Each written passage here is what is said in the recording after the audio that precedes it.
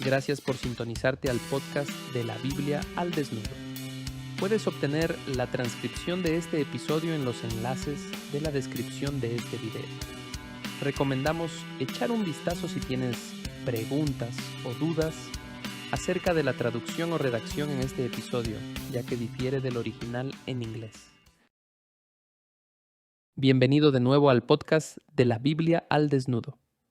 Por supuesto, Hechos 7 termina con el arresto de Esteban, su sermón y ejecución. Y Hechos 8 comienza y el primer versículo dice, y Saulo aprobó su ejecución. Por supuesto, al final del capítulo 7, los que estaban apedreando a Esteban pusieron sus vestiduras a los pies de un joven llamado Saulo. Ese es el capítulo 7, versículo 58. Y por supuesto, sabemos que ese personaje se convertirá en Pablo en un momento. Pero el capítulo 8 comienza con esta nota sobre Saulo aprobando lo que sucedió, y comencemos con el resto y nos detendremos aquí y allá. Y haré algunos comentarios sobre algunas cosas que creo que todos encontrarán interesantes, o al menos la mayoría de la gente lo encontrará interesante. Y dice, y Saulo estaba de completo acuerdo con ellos en su muerte. En aquel día se desató una gran persecución en contra de la iglesia en Jerusalén, y todos fueron esparcidos por las regiones de Judea y Samaria, excepto los apóstoles. Y algunos hombres piadosos sepultaron a Esteban, y lloraron a gran voz por él. Pero Saulo hacía estragos en la iglesia, entrando de casa en casa y arrastrando a hombres y mujeres, los echaba en la cárcel. Fin de la cita. Entonces, tenemos esta escena en la que las cosas simplemente no van bien. Una gran persecución contra la iglesia en Jerusalén. Los creyentes se dispersan por las regiones de Judea y Samaria, a excepción de los apóstoles. Los apóstoles van a estar enfocados en Jerusalén. La referencia a Judea y Samaria es importante porque Hechos 1:8, recuérdalo, tengamos este versículo en nuestras mentes mientras seguimos leyendo. Pero Hechos 1:8 había dicho, recibiréis poder cuando el Espíritu Santo haya venido sobre vosotros, y seréis mis testigos en Jerusalén, en toda Judea, en Samaria y hasta lo último de la tierra. Así que hay una referencia a Samaria y eso será importante en lo que leamos en este capítulo porque veremos aparecer a Samaria.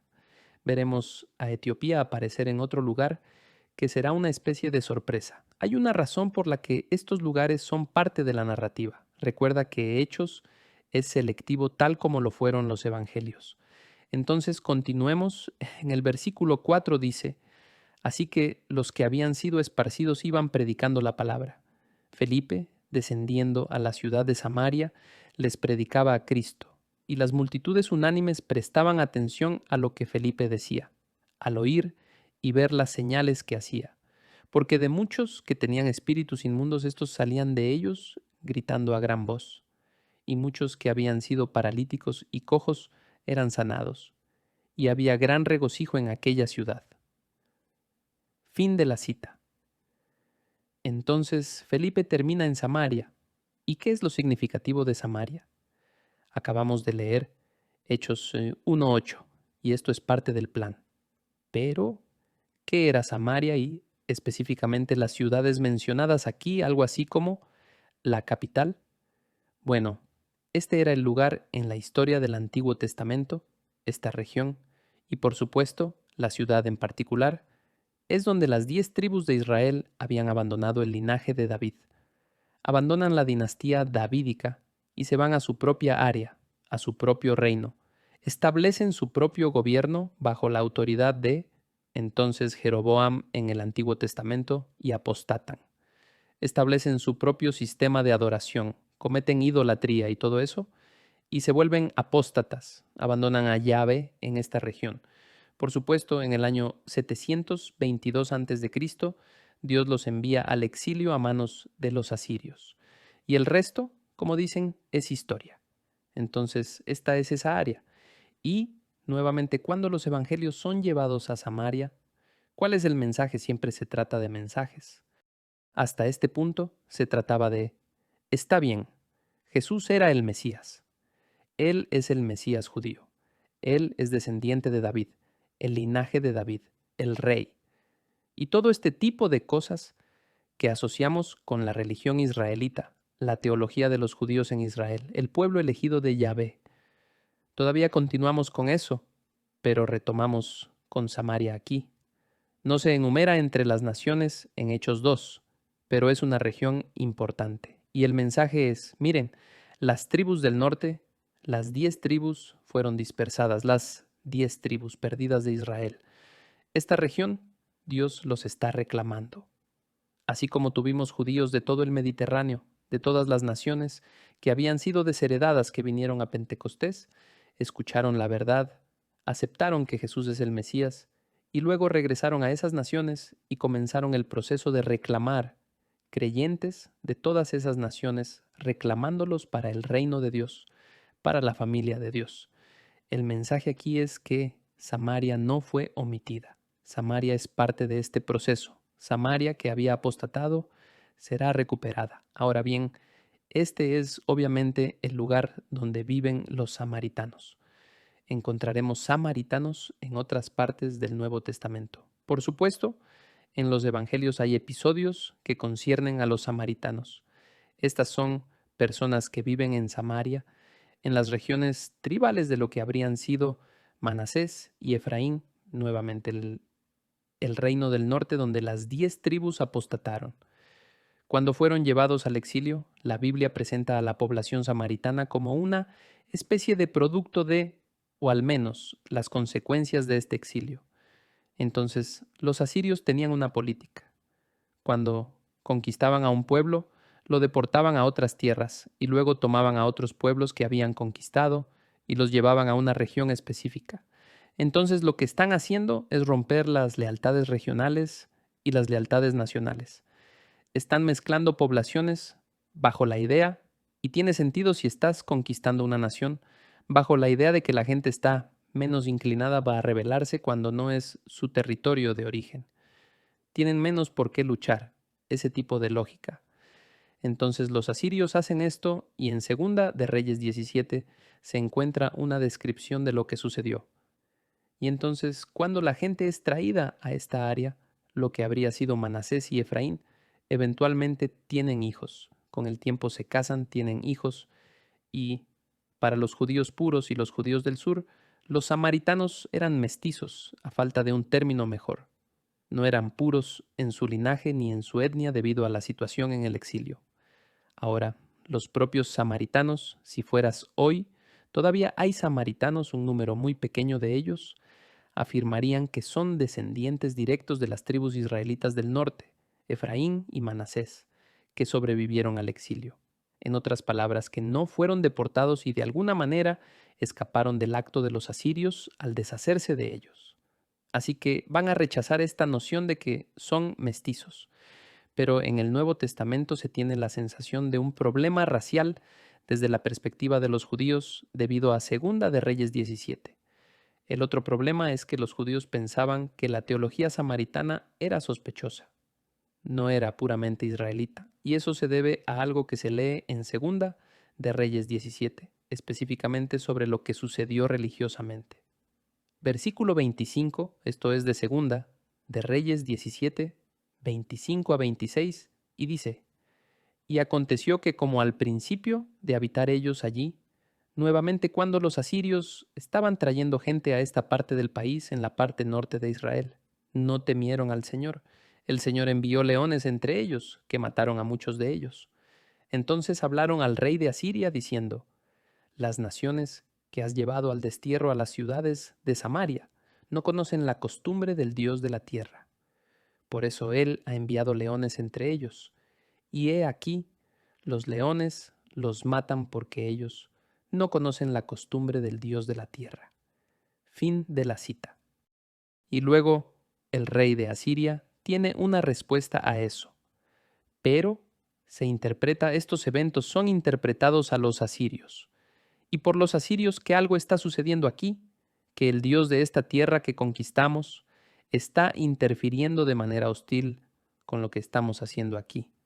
Está causando problemas porque la gente que vive allí ahora no lo conoce, no conocen sus leyes. no son adoradores de este Dios. Entonces los judíos mirarían este pasaje y dirían, mira, ahí lo tienes. La teología de los samaritanos que surge de esa situación simplemente no es buena teología puramente israelita. Entonces, cuando entras en el contexto del Nuevo Testamento, es por eso que los samaritanos son vistos con sospecha.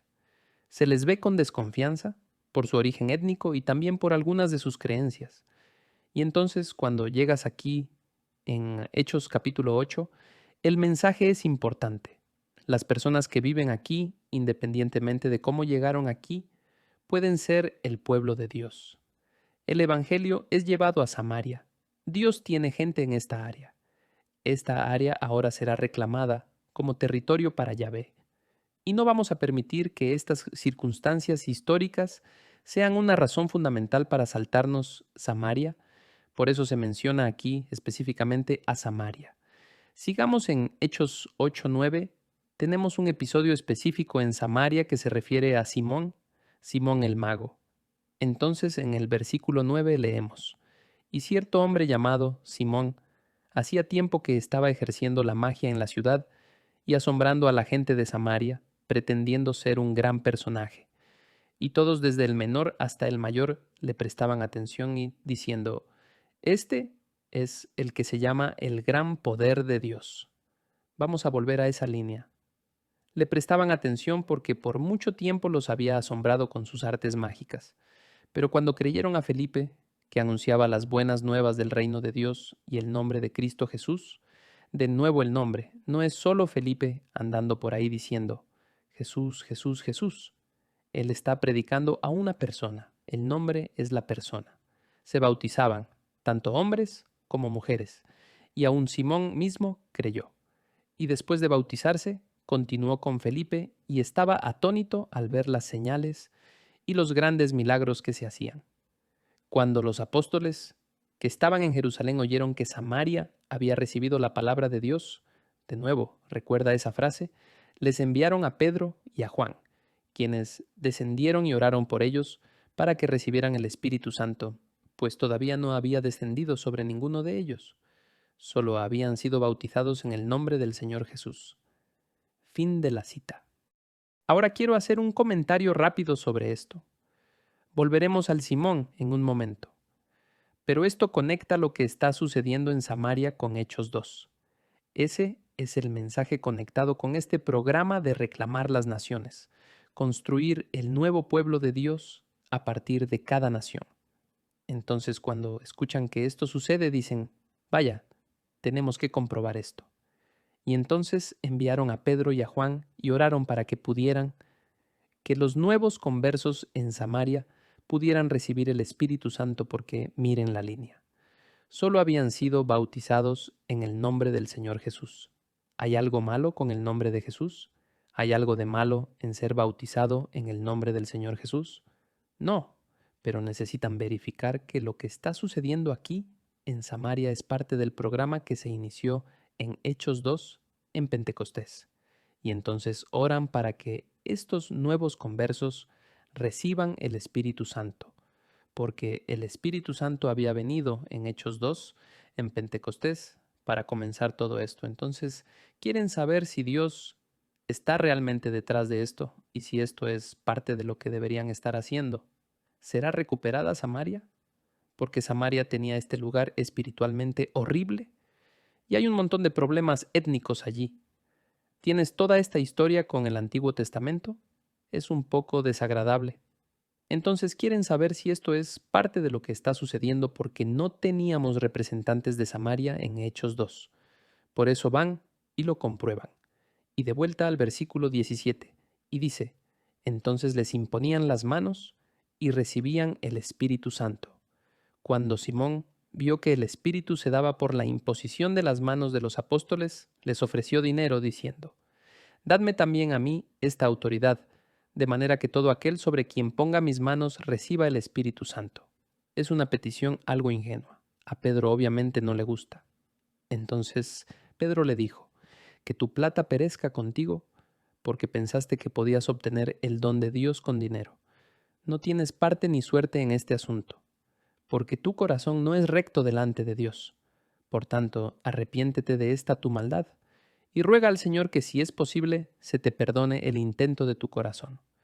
Porque veo que estás en hiel de amargura y en cadena de iniquidad. Pero Simón respondió y dijo, Rogad vosotros al Señor por mí, para que no me sobrevenga nada de lo que habéis dicho. Y ellos, después de haber testificado solemnemente y hablado la palabra del Señor, iniciaron el regreso a Jerusalén, anunciando el Evangelio en muchas aldeas de los samaritanos. Fin de la cita. Así que tenemos aquí a Simón. ¿Era Simón un creyente? Bueno, el texto dice que él creía, así que no creo que haya ninguna duda de que en realidad era un creyente. Pero hace una pregunta ingenua y tonta porque quiere ser parte de esto. No hay ninguna indicación en el texto de que quiera salirse por su propia tangente y ser un mago o algo así. Es una especie de petición sincera pero tonta e ingenua. Pedro es muy duro con él. Y no olviden que Pedro no estaba allí al principio, sino Felipe. Entonces Pedro no conoce la historia de este tipo, no necesariamente sabe de su conversión.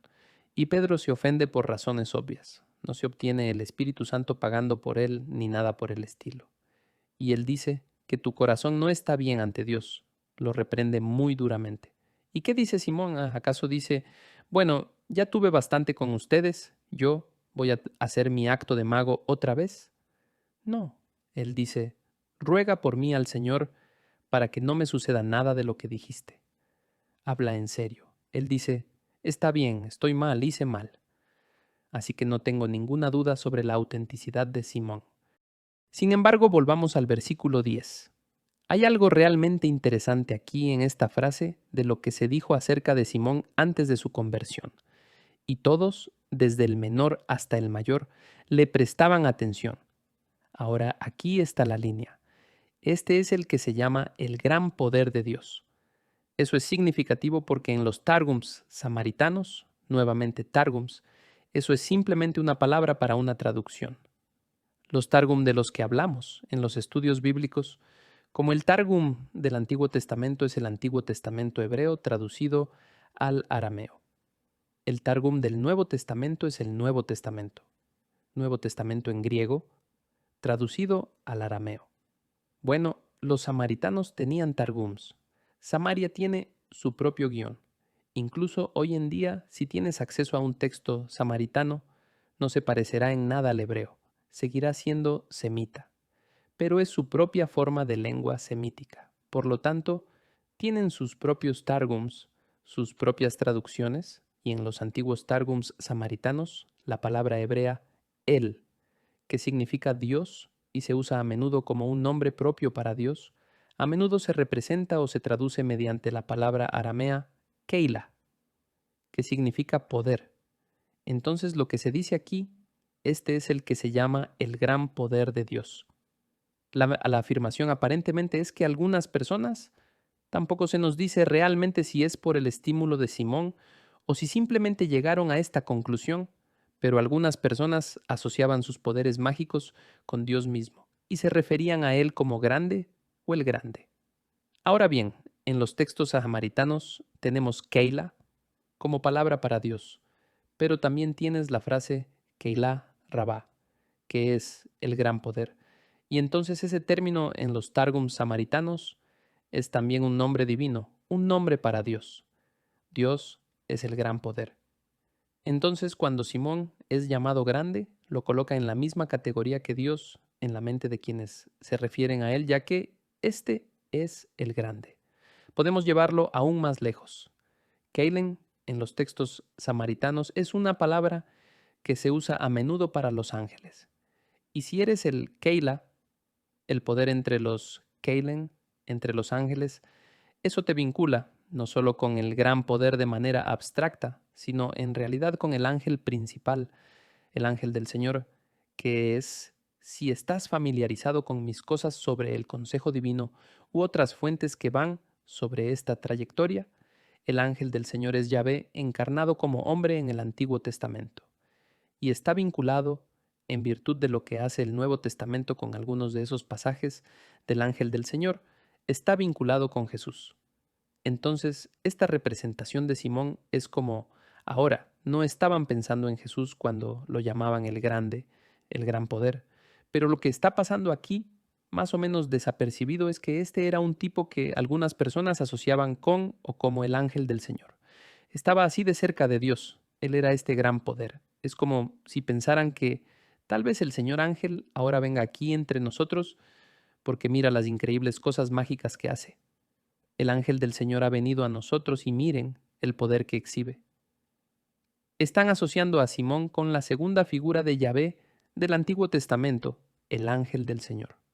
Pero ¿a quién se somete Simón? ¿A quién mira Simón? Y en esencia le da la espalda a su antigua vida y a su antigua creencia, es a Jesús.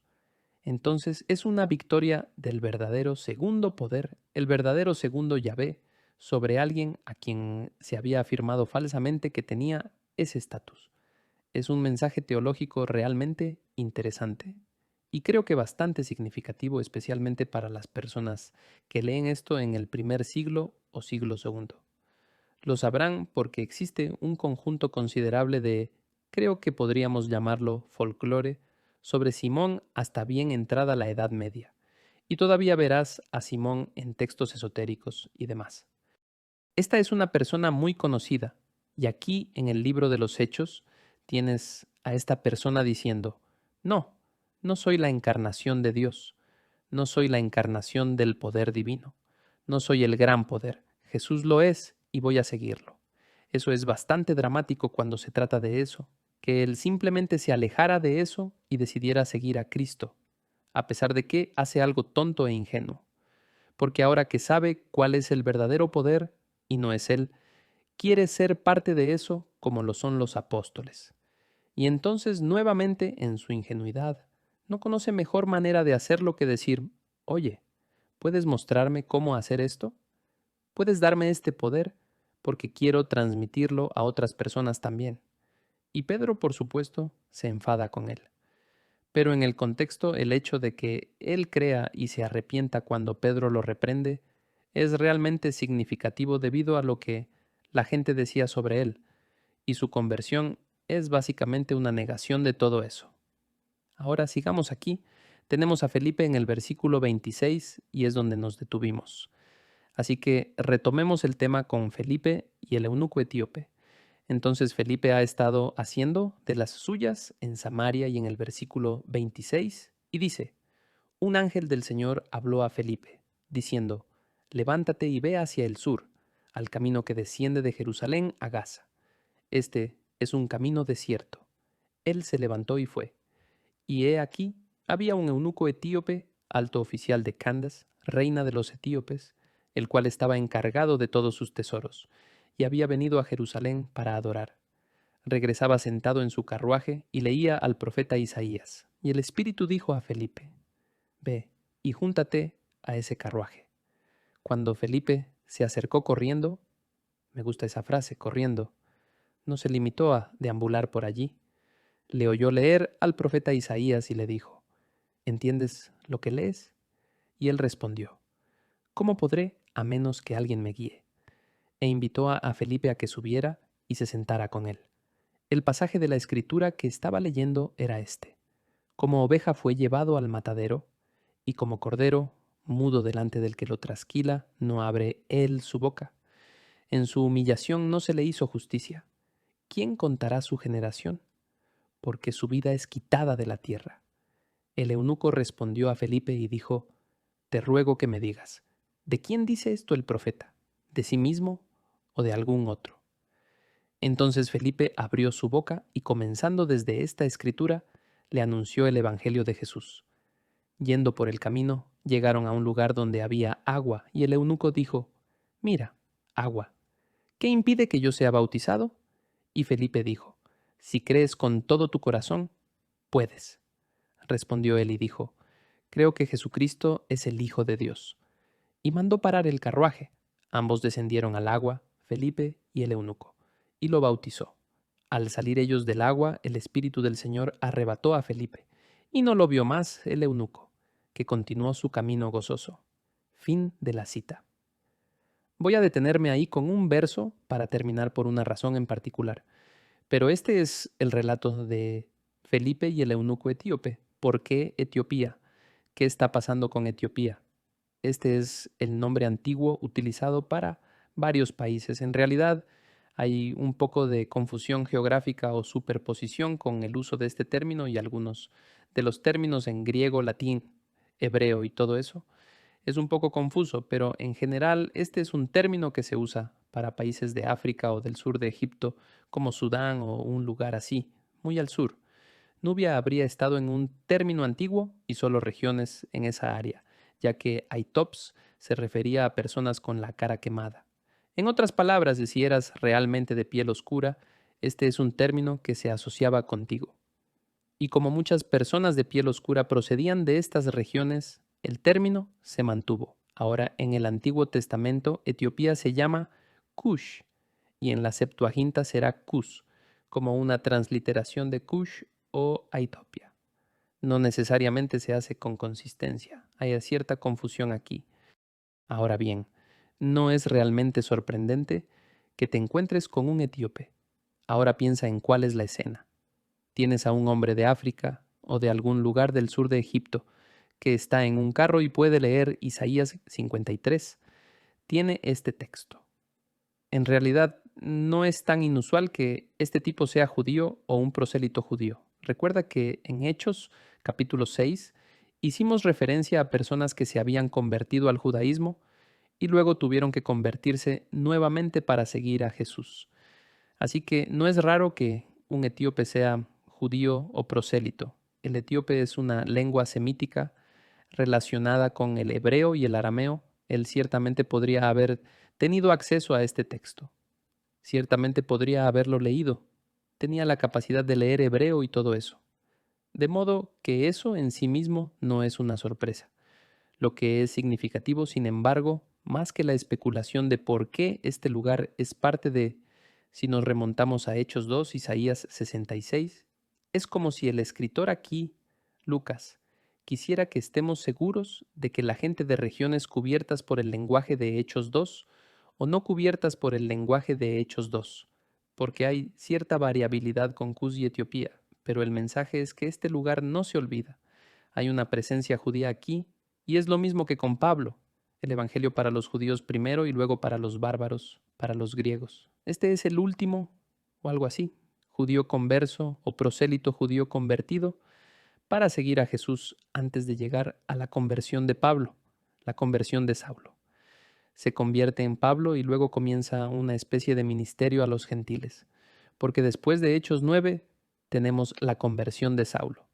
Tienes el incidente en el que Pedro tuvo una visión acerca de levantarse, matar y comer acerca de todas estas cosas que eran inmundas y que no podías comer como judío. Ahora puedes comerlas, nuevamente diciéndole, preparando a Pedro para la noción de que, oye, el Evangelio irá directamente a los gentiles ahora, no solo a los judíos y a las personas que se han convertido al judaísmo y que ahora saben lo suficiente sobre el Mesías como para aceptar el mensaje del Evangelio. Ahora vamos directamente a los gentiles. Entonces el eunuco etíope es la última persona que no es un gentil convertido para seguir a Jesús, antes de llegar a incidentes como la conversión de Pablo, la visión de Pedro, la conversión de Cornelio en Hechos 10, justo después de que Pedro tiene sus visiones. En este punto vamos a ver un cambio hacia la interacción directa con el Evangelio con los gentiles. Y, nuevamente, el mensaje es consistente. Dios tiene personas para su familia en todos estos lugares, pero el mensaje es primero para los judíos. Y a medida que nos expandamos, no vamos a detenernos. No nos detendremos en las personas que pertenecen al linaje o a la herencia de Abraham. Va mucho más allá de esto. Y esa era toda la intención de Hechos 2, enviar a esa gente de vuelta y empezar a ganar gente que sea gentil e íntegra para la fe, para la familia de Dios. Pero los apóstoles tienen que aprender esto, tienen que captar el mensaje, y Lucas está registrando cómo se enteraron, cómo lo hicieron, cómo sucedió. Y Etiopía es específicamente parte de esa ecuación. Aquí hay un par de temas para divagar que son bastante interesantes. No quiero pasar demasiado tiempo. Candace, por ejemplo, no es un nombre propio, no es el nombre de la reina. Candace es en realidad una transliteración o transcripción de una palabra nubia, por lo que eso nos situaría en el sur de Egipto, de donde viene este tipo. Es una transcripción de una palabra nubia para reina, por lo que la palabra nubia es K-N-T-K-I. Y es muy similar a las letras griegas utilizadas para deletrear lo que se traduce en la Biblia de las Américas como Candace. Probablemente sea por eso que Lucas prosigue a Candace con la frase reina de los etíopes. Está más o menos definiendo este término que está transliterando aquí en el texto. No es un nombre propio, pero simplemente significa reina. Si todo eso es consistente, no hay una conexión real aquí con Saba, la reina de Saba, a pesar de que obtenemos material posterior, folclore posterior, que asocia a la reina de Saba con este pasaje en Hechos capítulo 8. Ahora voy a tratar de mantener esto lo más breve posible. Pero si alguno de ustedes ha leído algo sobre el Arca de la Alianza, probablemente ya puedas detectar hacia dónde me dirijo. Porque Graham Hancock en su libro The Sign and the Seal, yo escribí una reseña de ese libro cuando apareció hace años. Me refería al libro como una mezcla de lo sublime y lo ridículo. Hizo algunas cosas realmente buenas y otras cosas simplemente va demasiado lejos. Simplemente no es algo bueno. Pero tiene una discusión razonablemente buena sobre la conexión etíope con el Arca de la Alianza. Y dice más o menos así. Existe según el folclore o leyenda etíope o como quieras llamarlo, en su historia nacional, y no es una obra puramente histórica. Tiene un giro teológico. Se llama el Kebra Nagast, pero en ese relato de su historia sitúan a Saba con Etiopía. La reina va a visitar a Salomón como en la historia bíblica y se convierte. Se convierte en seguidora de Yahvé bajo la influencia de Salomón. Por supuesto, Salomón hace con ella lo que hizo con tantas otras mujeres, ya sea un matrimonio arreglado o simplemente una relación sexual o algo así, porque ella va a regresar a su país, pero regresa embarazada. Y hay quienes, si recuerdan la historia de la reina de Saba, hay una línea acerca de que Salomón le dio su deseo o algo así. Bueno, eso se interpreta de manera bastante vaga como un niño. Entonces regresa a Etiopía embarazada. Ella tiene un hijo y su nombre es Menelik, y él, por tanto, en la tradición etíope, es descendiente de Salomón y por tanto descendiente de David. Eso será importante porque cuando Menelik crezca, irá a Israel a visitar a Salomón, su padre según la historia, y cuando regresa, trae consigo el Arca de la Alianza, trasladando así la presencia divina de Jerusalén a Etiopía. ¿Por qué rayos Salomón le permitiría hacer eso? Bueno, tenemos diferentes versiones, diferentes explicaciones folclóricas para esto. Hay historias que sugerirían que él lo hizo y Salomón no lo sabía, lo engañó. O Salomón podría anticipar que, oye, después de mi reinado, las cosas se volverán realmente horribles. Vamos a tener mucha apostasía aquí. Y lo que Graham Hancock hace con esto es que sitúa la transición del Arca de Jerusalén a Etiopía en un momento posterior a manos de sacerdotes leales, sacerdotes que son leales a Yahvé. Sacan el arca de ahí y dicen, ¿dónde la vamos a poner? Bueno, recuerdan a ese tipo Menelik allá en Etiopía. Traigámoslo aquí y lo enviaremos de regreso con él porque él mantendrá viva la línea davídica y ellos están siguiendo a Yahvé allá abajo. Así que hay que dársela y él la esconderá.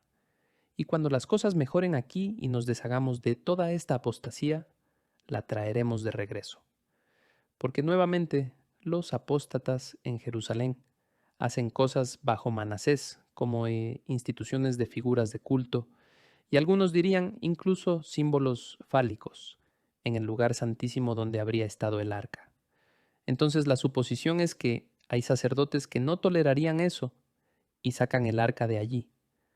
Es por eso que surgen un montón de leyendas sobre la ausencia del arca antes de la destrucción del templo por parte de Nabucodonosor, lo que alimenta la idea de que el arca del pacto todavía está por ahí esperando ser traída de regreso a Jerusalén. Algunas historias dicen que la enterraron bajo la cúpula de la roca, Está este pasaje en los apócrifos en el que Jeremías la enterró en alguna montaña adyacente a Jerusalén.